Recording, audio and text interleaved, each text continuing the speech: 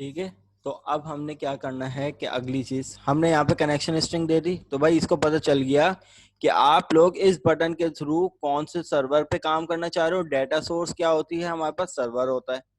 Initial catalogue क्या होता है, इनिशियल कैटलॉग गालिबन हमारा डेटाबेस होता है। ये रहा इनिशियल कैटलॉग, किस नाम से डेटाबेस, पी एफ कीट डैश ईआरपी। और इंटीग्रेटेड सिक्योरिटी का क्या मतलब होता है क्लास, देखो इस टाइम जब हम लोग कनेक्ट करते हैं तो कौन सी ऑथेंटिकेशन यूज कर रहे हैं, विंडोज ऑथेंटिकेशन। अगर आप विंडोज ऑथेंटिकेशन सेलेक्ट करके और सर्वर ऐड करवाते हो तो उसकी कनेक्शन स्ट्रिंग में इंटीग्रेटेड सिक्योरिटी 2 लिखा हुआ आएगा। लेकिन अगर आप लोग ऑथेंटिकेशन एसक्यूएल सर्वर देते हो और लॉगिन और पासवर्ड देके कनेक्ट होते हो तो उसकी कनेक्शन स्ट्रिंग में इंटीग्रेटेड सिक्योरिटी नहीं लिखा हुआ आएगा, वहां पे लिखा हुआ आएगा लॉगिन और password, user name equal to जो भी यूजर नेम आप लोग देंगे और कॉमा के बाद पासवर्ड भी आप लोगों को वहीं पे मेंशन होगा। तो भाई कनेक्शन स्ट्रिंग ये होती है जिसमें 3 चीजें रिक्वायर्ड होती हैं, आपकी डेटा सोर्स, इनिशियल कैटलॉग और ऑथेंटिकेशन। सही है, तो डेटा सोर्स में आपका सर्वर होता है, इनिशियल कैटलॉग में आपका डेटाबेस होता है और इसी तरीके से तीसरी चीज ऑथेंटिकेशन होती है, इधर विंडोज और एसक्यूएल सर्वर। नाउ अगली चीज, अगली क्लास जो होती है जो हम लोग यूज करेंगे वो होती है एसक्यूएल कमांड। सही है, जिसका ऑब्जेक्ट हमने बना लिया CMD equal to new SQL command.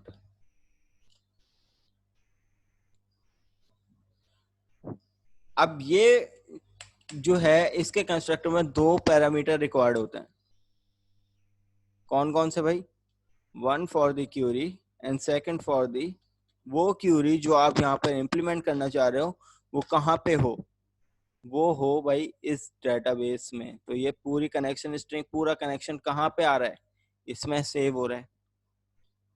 सही, अगर आप ये कनेक्शन नहीं दोगे तो आपकी क्यूरी, आपका फॉर्म समझ ही नहीं पाएगा कि भाई ये क्यूरी तो ठीक है लेकिन इसको इम्प्लीमेंट कहाँ करूँ। तो भाई इम्प्लीमेंट करने के लिए आपको कनेक्शन में पूरी कनेक्शन स्ट्रिंग पास करवानी है और ये वो पूरा एड्रेस है जो कि आपको बताता है कि भाई कौन से सर्वर में कौन सा डेटाबेस है और कौन सा डेटाबेस में आप लोगों ने वर्किंग करनी है।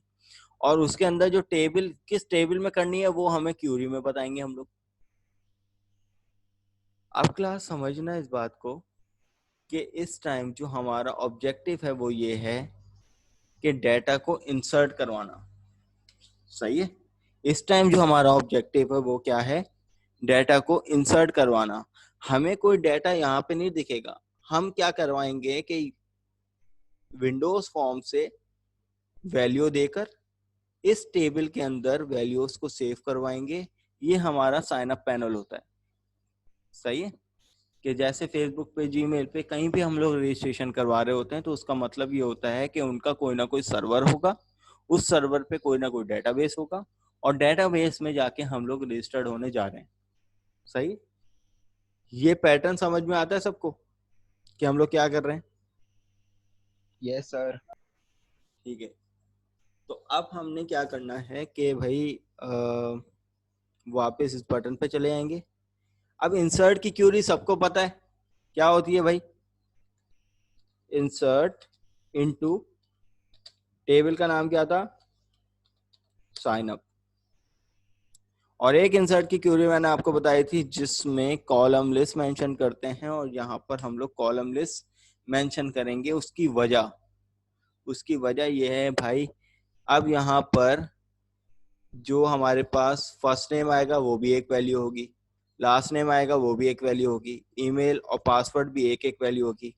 लेकिन भाई जेंडर में हम क्या करेंगे, जेंडर में या तो यूजर मेल सेलेक्ट करेगा या तो फीमेल सेलेक्ट करेगा। अब हर दफा कोई मेल तो सेलेक्ट नहीं करेगा ना, कोई हो सकता है कोई खातून आ जाए वो फीमेल सेलेक्ट करेंगी। अब इसमें हम लोग किस तरीके से कंडीशन लगाएंगे ये असल चीज है। अब हमें जाहिर सी बात है हमारे पास कोई ड्रॉप डाउन भी हो सकता है जिससे हम लोग वैल्यू उठाएं, कोई चेक बॉक्स हो सकता है, कोई रेडियो बटन हो सकता है, तो इस टाइम हम लोग रेडियो बटन से काम कर रहे हैं। तो भाई अब यहाँ पर हमने क्या कहा कि भाई insert into sign up sign up में हम वो कॉलम डिफाइन करेंगे भाई, जो जो कॉलम है, कौन कौन से कॉलम है, first name, last name, email, password, gender. Comma से सेपरेट करके हमने क्या करना है कि भाई यहाँ पे हो गया एफ नेम, कॉमा के बाद एल नेम, कॉमा के बाद ईमेल, कॉमा के बाद पासवर्ड, और कॉमा के बाद क्या था भाई, स्पेलिंग मिस्टेक नहीं करना, छोटा बड़ा लिख सकते हो, कोई कैद नहीं है, लेकिन स्पेलिंग मिस्टेक मत करिएगा वरना it will give the exception. सही है भाई, ये कॉलम लिस्ट मेंशन कर दी। उसके बाद कीवर्ड आता है वैल्यूज का। अब वैल्यूज के कीवर्ड के बाद अब समझिएगा एक चीज, आप लोगों ने प्रोग्रामिंग फंडामेंटल पढ़ी थी या नहीं? यस सर, पढ़ी उसमें थी। मेथड्स पढ़े थे, फंक्शंस पढ़े थे। Yes sir. कोई मुझे सिर्फ इस बात का जवाब दे दे, किसी भी मेथड या फंक्शन में पैरामीटर क्यों पास करते हैं? सर पैरामीटर हम लगाते हैं वैल्यू को पास कराने के लिए। सही है, यहाँ तक की बात क्लियर है। अगर यूजर से इनपुट लेना हो तो यूजर इनपुट कहाँ करता है? मेन में करता है। उस मेन सर। से वैल्यू फंक्शंस में इंप्लीमेंट करने के लिए पैरामीटर लेते हैं। सही। अब इस चीज को समझिएगा, यूजर से इनपुट कहाँ से आएगा? इन कंट्रोल से आएगा, लेकिन यस सर। क्यूरी के अंदर हम लोग जो वैल्यू उठाएंगे वो एक पैरामीटर बना के उठाएंगे, और उन पैरामीटर में वैल्यू कैसे देंगे वो नेक्स्ट लाइन में बताऊंगा। तो यहाँ पर क्योंकि नॉर्मली सी शार्प की तरह वेरिएबल नहीं बन सकते, क्योंकि ये क्यूरी है, और क्यूरी किस में चलती है? एसक्यूएल सर्वर में चलती है। तो भाई एसक्यूएल सर्वर में जो वेरिएबल बनते हैं वो @ के कीवर्ड से बनते हैं। तो मैंने एक वेरिएबल इसके लिए बनाऊंगा, एक इसके लिए बनाऊंगा, और एक बाकी तीनों के लिए भी अलग अलग बनाऊंगा। तो मैंने यहाँ पे FN कर दिया फर्स्ट नेम के लिए। ये इसी नेम से भी बन सकते हैं, @ से स्पेसिफाई होते हैं। तो मैं यहाँ पे @L नेम बना दूंगा, फिर कॉमा से सेपरेट करके @EML के नाम से बना दूंगा, फिर कॉमा से सेपरेट करके भाई सीक्वेंस वही होनी चाहिए इंसर्ट करते वक्त जो आपका टेबल का पैटर्न है, आगे पीछे मत कीजिएगा। ईमेल के बाद कौन सा था भाई? मैंने यहाँ पे दे दिया पासवर्ड, फिर कॉमा से सेपरेट करने के बाद @ के बाद जेंडर। अब जेंडर की वैल्यू में क्या है भाई? ऑप्शनल है कि भाई किस तरीके से वैल्यू देंगे। तो अब अगली लाइन में हम लोग क्या कर रहे हैं कि इन पैरामीटर में जो वैल्यू आएगी वो कहाँ से आएगी वो स्पेसिफाई करेंगे। तो भाई CMD के पास जो पैरामीटर हैं, CMD क्या है? कमांड के पास जो ये पैरामीटर्स हैं उनमें वैल्यू कैसे जाएगी? तो मैं डॉट करने के बाद लिखता हूँ ऐड विद वैल्यू, और वैल्यू के बाद मैं वैल्यू कैसे दूंगा उस चीज को समझिएगा। डबल कोटेशन में पहले पैरामीटर पास करूंगा। पहला पैरामीटर कौन सा था? FN का था। उसमें जो वैल्यू जाएगी वो कहां से जाएगी? टेक्स्ट बॉक्स 1 डॉट टेक्स्ट से जाएगी, क्योंकि यहां पर इसका नाम क्या है? Text box 1। इसका नाम क्या है? Text box 2। इसका नाम क्या है? Text box 3। ये लिखा हुआ आ रहा है आपके पास, ठीक है। इसका नाम क्या है? Text box 4। इसका नाम क्या है? Radio button 1। इसका नाम क्या है? Radio button 2। Keep in mind. तो यहां पर इस तरीके से मैंने पहले पैरामीटर को वैल्यू दे दी। इसी को कॉपी करूंगा, नेक्स्ट लाइन पे आऊंगा। ये हो गया लास्ट नेम के लिए, ये हो गया ईमेल के लिए, और ये हो गया पासवर्ड के लिए। बस मैं यहाँ पे इनके पैरामीटर चेंज करूंगा। ये FN की जगह LN कर दूंगा, इसकी जगह EML कर दूंगा, और इसकी जगह पासवर्ड कर दूंगा। यहाँ पे जो वैल्यू आएगी वो टेक्स्ट बॉक्स 2 से आएगी, यहाँ पे जो वैल्यू आएगी वो 3 से आएगी, और यहाँ पे जो वैल्यू आएगी वो 4 से आएगी। Got it? अब ये बताओ कि ये यस वाला कोड किसको समझ में नहीं आया?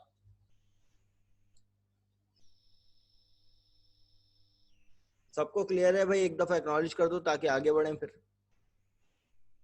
Yes sir. क्लियर है? चलो जी। अच्छा, अब आ जाएगी पासवर्ड की कंडीशन, वो जेंडर की कंडीशन।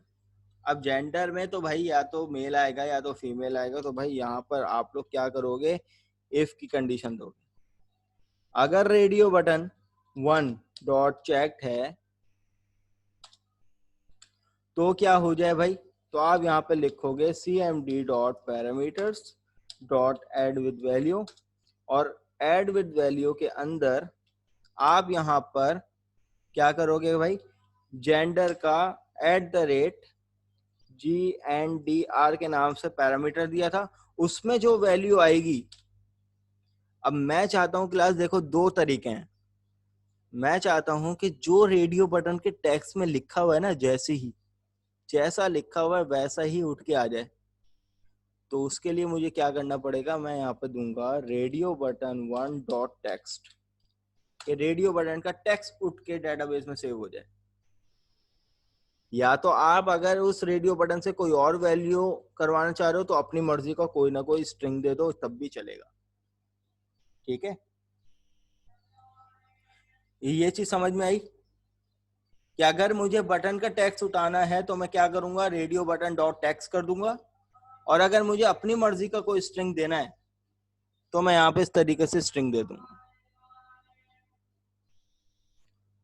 तो यहाँ पर मैं चाह रहा हूँ रेडियो बटन का टेक्स्ट आ जाए, तो मैं यहाँ पर रेडियो बटन का टेक्स्ट दे दूंगा। ये एक कंडीशन हो गई, और दूसरी कंडीशन आप बना दो एल्स कंडीशन।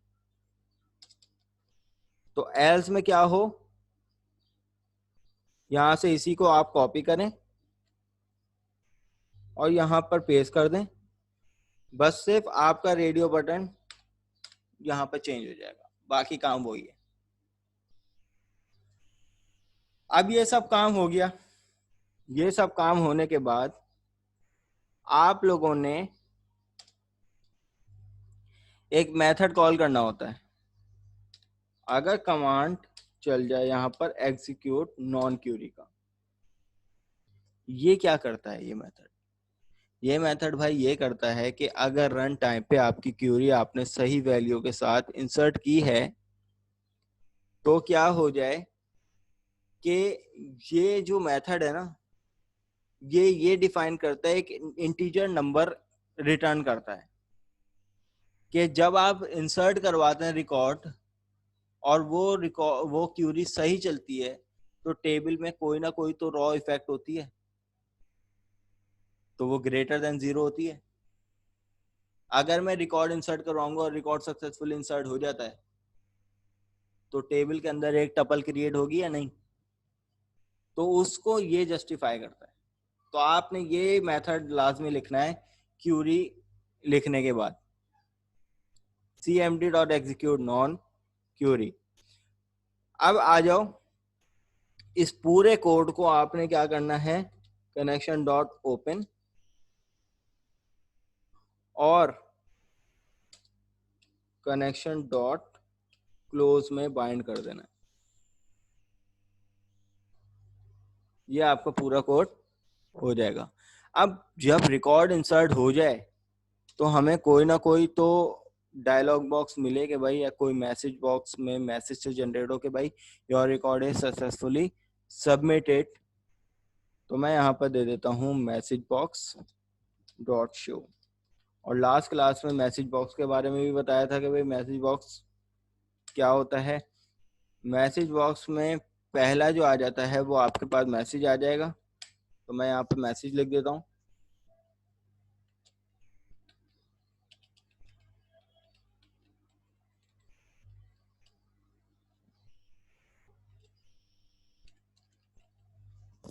मैसेज क्या लिखा है भाई, ये लिखा है। उसके बाद कैप्शन क्या आनी चाहिए,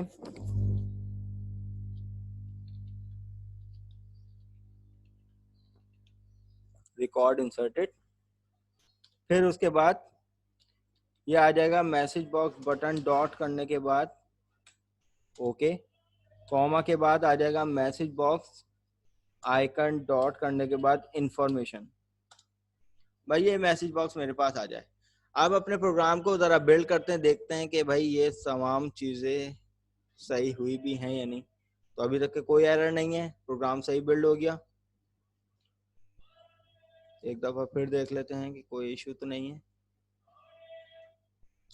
चलो जी अपने प्रोग्राम को स्टार्ट करते हैं। सबसे पहले वेलकम पेज के बाद रजिस्टर नाउ, और रजिस्टर नाउ के बाद अब यहाँ पर रिकॉर्ड रजिस्टर्ड करवाएंगे। तो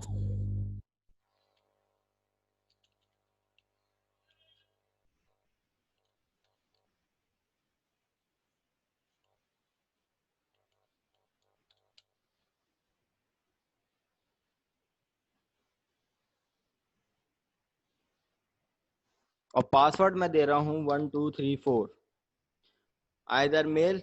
देन यहाँ पर ये क्या आ गया भाई, जब मैं रजिस्टर्ड किया तो भाई यहाँ पर लिखा आ गया रिकॉर्ड इंसर्टेड। कैप्शन क्या था, रिकॉर्ड इंसर्टेड, बटन क्या था ओके का, और आइकन क्या था इन्फॉर्मेशन का। और अब मैंने जैसे ही इसको ओके किया और उसके बाद अपने डेटाबेस में चेक करता हूँ तो मेरे पास जो है वो एक अदद ये वाला रिकॉर्ड आ चुका है।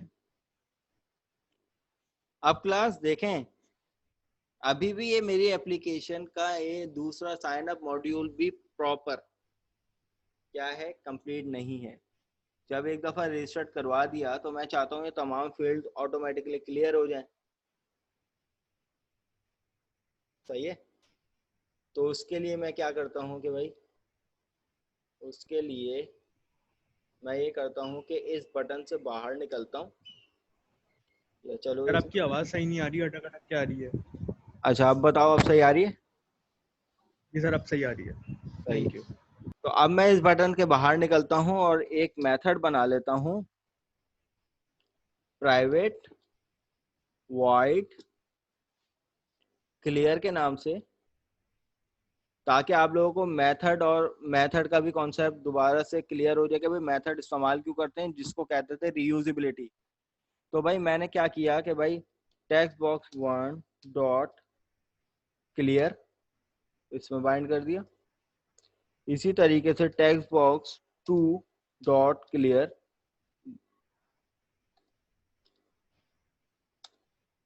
ये इसमें बाइंड कर दिया। इसी तरीके से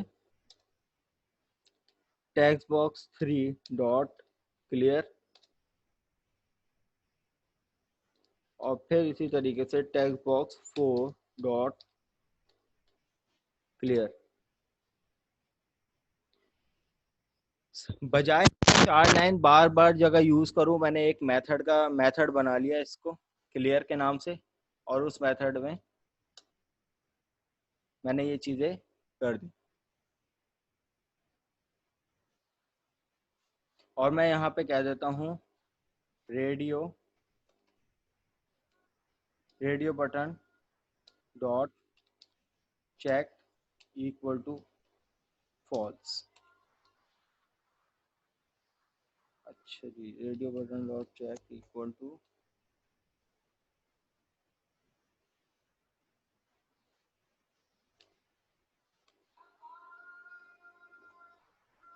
चलो इसको रहने देते हैं। अब देखें हमने क्या किया कि 4 लाइनें इस मेथड में बाइंड कर दी। अब इस मैसेज बॉक्स के बाद हम इस मेथड को डायरेक्टली कॉल करवा देंगे क्लियर के नाम से। इससे क्या होगा,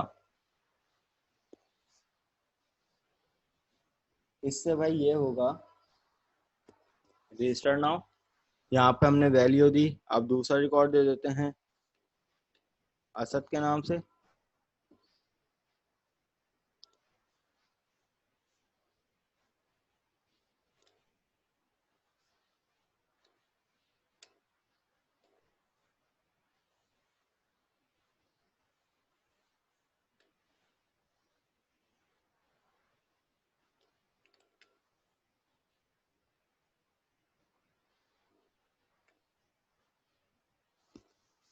तो ये मेरे पास रिकॉर्ड इंसर्टेड हो जाएगा, और जैसे इंसर्टेड होगा तो आप यहाँ पे देखें कि मेरे पास जो है वो फील्ड क्या हो जाएंगी, क्लियर हो जाएंगी ऑटोमेटिकली, और असद का रिकॉर्ड जो है वो दोबारा से यहाँ पर ऐड हो जाएगा। ठीक है। अच्छा जी, कोई क्वेश्चन आया है, सर हमें मेथड को प्राइवेट क्यों रखा, पब्लिक क्यों नहीं रखा? प्राइवेट रखने की वजह देखो ये क्या है कि इस टाइम ये जो मेथड बना है ये किसकी हुदूद में बना है कि भाई रजिस्ट्रेशन की जो ये क्लास शुरू हो रही थी वो कहाँ पे एंड हो रही है, वो यहाँ पे एंड हो रही है और इसके दरमियान ये तमाम कोड है। तो मैं क्लियर का मेथड जो है वो यहाँ पर यूज नहीं कर सकता आउटसाइड द क्लास। मैं चाहता हूँ क्लास के अंदर ही यूज करूँ, लेकिन अगर मैं इसको प्राइवेट से पब्लिक कर दूं तो अब यहाँ पर देखो, यहाँ पर जो है वो मैं यहाँ पर इसको कहीं और भी यूज कर सकता हूँ। यानी कोई और क्लास अगर मैं यूज करूँ, फॉर एग्जांपल मैं यहाँ पर एक क्लास बनाऊं, क्लास ABC,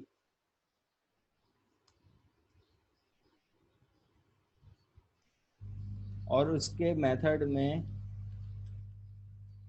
उसके एक मेथड बना लेता हूँ कि public wide show.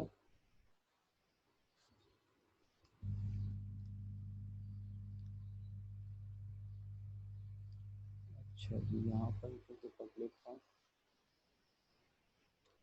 Registration tag equal to new registration dot करने के बाद मुझे ये क्लियर का मेथड मिलेगा। ठीक है, पहले तो इस चीज़ को समझना, क्योंकि ये मेथड जो था वो किसका पार्ट था, ये क्लियर मेथड किसका पार्ट था, रजिस्ट्रेशन का पार्ट था। सही है। तो जब भी हमें किसी भी क्लास के किसी मेथड को यूज करना पड़ता है तो उसका सबसे पहले ऑब्जेक्ट पास करवाना पड़ता है दूसरी क्लास के अंदर बनाई, मैंने ये एक सेपरेट क्लास बनाई, उसके अंदर रजिस्ट्रेशन का मेथड पास करवाया, उस मेथड से मैंने मेथड को इन्वोक करवाया। लेकिन अगर मैं यहाँ पर इसको प्राइवेट कर दूं, सही है, तो it will give the error. That's why we use private, कि वो अपनी ही क्लास में यूज हो, आउटसाइड द क्लास यूज ना हो। तो ये आप लोग पढ़ोगे, अभी सर भी आप लोगों को बताएंगे, मैं भी आप लोगों को बताऊंगा कि भाई जो है व्हाट इज क्लासेस और स्कोप्स क्या होते हैं, इनको एक्सेस मॉडिफायर्स कहते हैं, जो 5 किस्म के होते हैं, पब्लिक, प्राइवेट, प्रोटेक्टेड, इंटरनल और इंटरनल प्रोटेक्टेड। इनकी कहानी क्या है ये भी आप लोगों को पूरी बताई जाएगी, तो उसकी टेंशन नहीं लो। तो अभी हमने फिलहाल, क्योंकि विद इन द क्लास में रहते हुए हमने इसको प्राइवेट किया, हम पब्लिक भी कर सकते थे, नो इशू। पब्लिक में बस इसको एक एफिशिएंसी ये मिल जाती कि भाई हम आउटसाइड द क्लास भी इसको इम्प्लीमेंट कर सकते थे।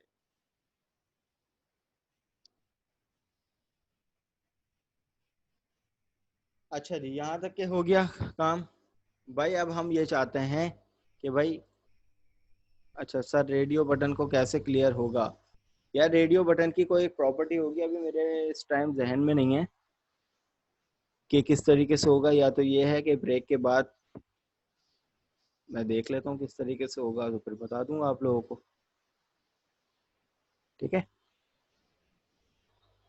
उसकी कोई ना कोई प्रॉपर्टी होगी, अभी इस टाइम ऑन द स्पॉट मेरे जहन में नहीं आ रही। अच्छा भाई, तो भाई यहाँ तक के बात क्लियर है कि किस तरीके से हम लोग सारा काम लेते हुए चल रहे हैं। अच्छा, अब हमने क्या करना है, अब हमने ये करना है कि जब भी रजिस्ट्रेशन के बाद, जब भी रजिस्टर्ड हो जाए तो हमसे क्या कहे कि भाई हमें लॉगिन पेज पे ले जाए या वापस मेन मेन्यू पे ले जाए, ये जो भी हो।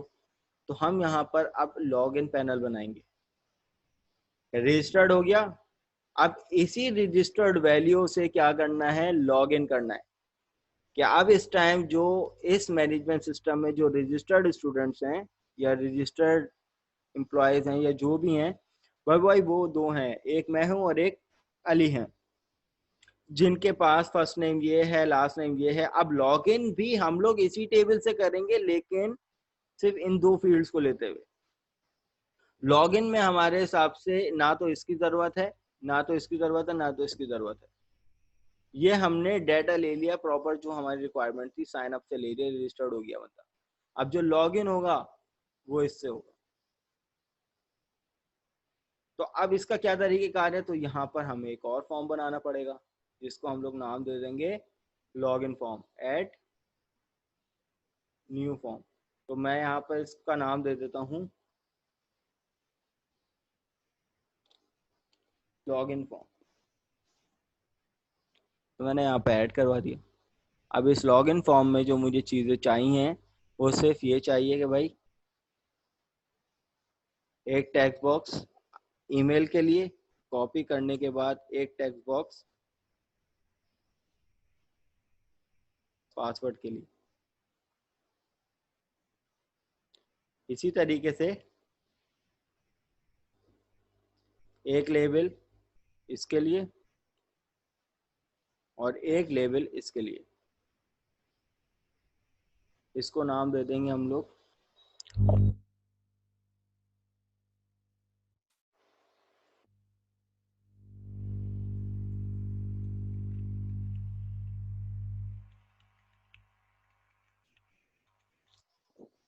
इसको हम लोग नाम दे देंगे पासवर्ड।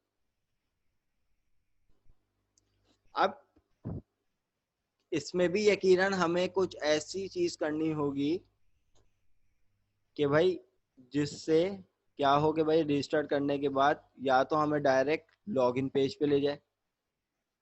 सही है। अब मैं चाहता हूं कि जब भी रजिस्टर्ड हो जाए, रजिस्टर्ड होने के बाद ये ऑटोमेटिकली मुझे कहाँ ले जाए, लॉगिन पेज पे। तो मैं यहाँ पे लॉगिन पेज का एड्रेस दे देता हूँ, login L1 equal to new login. और यहाँ पर L1 डॉट करने के बाद शो का मेथड और यहाँ पर दिस डॉट हाइड।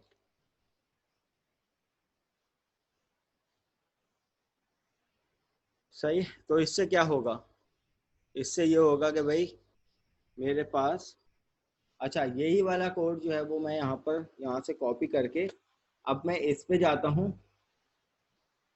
जब मेन मेन्यू खुले तो मैं यहाँ पे डायरेक्ट लॉग इन कर लूँ। तो मैं इसके पीछे ये वाला कोड पेस्ट कर दूँ। अब क्या होगा देखें, जब भी मेरी एप्लीकेशन रन होगी तो या अगर मैं पहले से रजिस्टर्ड हूँ तो मैं सिर्फ लॉग इन कर लूँ तो मुझे लॉगिन पेज पे ले जाएगा। लेकिन अगर ऐसा नहीं है, क्योंकि अभी हमने इसको पूरा प्रॉपर नहीं बनाया है इसलिए मुझे स्टॉप करना पड़ रहा है। और अगर मैं लॉग यानी रजिस्टर्ड नहीं हूं तो पहले मैं रजिस्टर्ड करूं, और जब मैं रजिस्टर्ड कर लूं, सही है, तो मुझे जब वैल्यू देने के बाद, चलो एक और रिकॉर्ड दे देते हैं।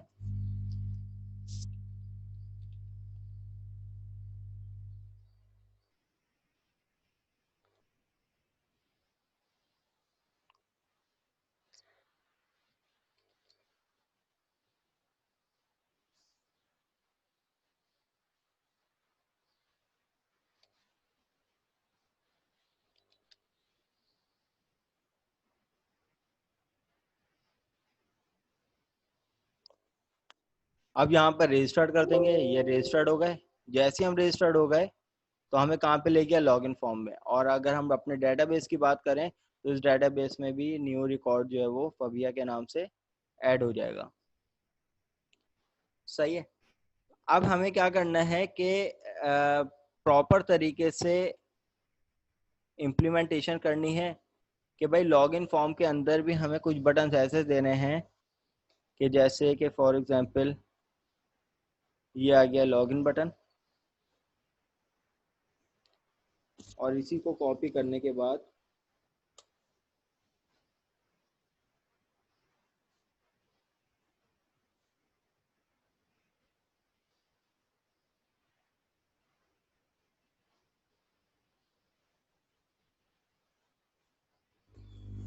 एक बटन ये देना है।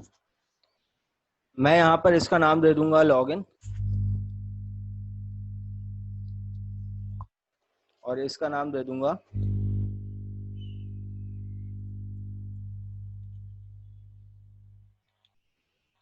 बैक। बैक में क्या होगा, ये वापस मुझे साइन अप पैनल पे ले जाए। तो मैं यहाँ पर लिखूंगा, साइन अप पैनल का नाम क्या था भाई, रजिस्ट्रेशन के नाम से था, registration reg equal to new registration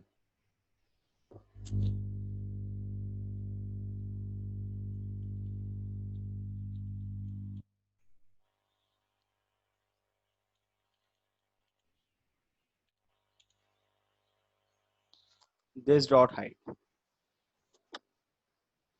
जब लॉगिन पे चले आऊंगा तो लॉगिन पैनल पे मेरे पास बैक का है, बैक से क्या होगा, रजिस्ट्रेशन पैनल पे चले आएगा। और अगर मैं लॉगिन करवाऊंगा तो मुझे यहाँ पर ऑप्शन दे देगा सक्सेसफुली या नॉन सक्सेसफुली लॉगिन। अब लॉगिन और साइन अप के बाद जो आपका रजिस्ट्रेशन यानी डाटा एंट्री पैनल होगा वो अलग होगा, यकीनन उसके टेबल भी अलग होंगे। तो लॉगिन और साइन अप को इस टाइम जो मैंने इम्प्लीमेंट किया है वो एक ही टेबल से यूज किया है, ताकि 2 फॉर्म हो जाए और टेबल एक हो जाए। अब और टेबल मैं इसलिए बनाऊंगा कि भाई मुझे डिपार्टमेंट का रिकॉर्ड इंसर्ट करवाना है, स्टूडेंट का रिकॉर्ड इंसर्ट करवाना है, टीचर का रिकॉर्ड इंसर्ट करवाना है, उनके दरमियान क्या है इनर ज्वाइन वगैरह लगाना है, ये अलग चीज है। ये तो आपने जो फॉर्म अपने हिसाब से डिजाइन किए होंगे ये तो उनकी इम्प्लीमेंटेशन होगी, लेकिन मेन तो सबका यही होगा। तो अब यहाँ पे हमारे पास फ्लो अगर हम लोग अपनी एप्लीकेशन का देखें इस टाइम, तो भाई हमारे पास जो पहला फॉर्म है वो ये है कि या तो रजिस्टर्ड करेंगे या तो लॉगिन करेंगे। इससे भी ये रजिस्ट्रेशन फॉर्म खुलेगा, इससे लॉगिन फॉर्म खुलेगा। रजिस्ट्रेशन जब हम लोग करेंगे तो हमारे पास ये वाला फॉर्म खुलेगा। अगर बैक करेंगे तो वापस इसी पेज पे चले जाएंगे, सही है। रजिस्टर करने के बाद जब रजिस्टर नाउ करेंगे तो हम इस पेज पे चले जाएंगे। इस पेज पे भी मुझे प्रीवियस पेज पे जाने का ऑप्शन रखा है बैक का। अब लॉगिन के अंदर अब हम जो काम करेंगे वो क्या करेंगे, वो डेटाबेस की वैल्यू को इन्हीं रजिस्टर्ड रिकॉर्ड से ही लॉगिन करवाएंगे। इनके अलावा कोई भी रिकॉर्ड हुआ तो it will give the error. How is it possible? अब ये मुझे बताओ कि फ्लो अभी बना हुआ है या ब्रेक की जरूरत है?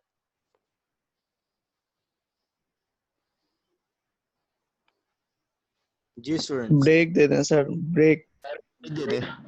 ब्रेक की जरूरत है। जी सर। सर वैसे भी 10:30 Yes, हो गए, sir. ब्रेक दे दें। हाँ टाइम तो हो गया ब्रेक का वैसे। नहीं वरना ये होता है ना कि सर ये मॉड्यूल कंप्लीट करवा लें देन उसके बाद ब्रेक। चलो ब्रेक ले लो तुम लोग, फिर ज्वाइन कर लो 10:50 पे या 11 बजे ज्वाइन कर लो।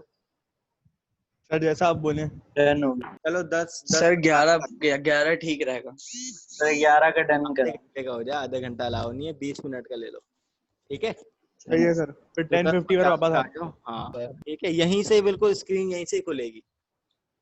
ठीक ओके है सर। सर। सर वो रेडियो ठीक हो, बटन वाला भी बता देगा, ठीक है। हाँ मैं रेडियो बटन वाला बता दूं। चलो ठीक है, फिर मैं यहीं पे स्टॉप कर रहा हूँ इसको, फिर 10:50 पे आप लोग ज्वाइन कर लो। ठीक हो गया सर। ओके जी, अल्लाह हाफिज। अल्लाह।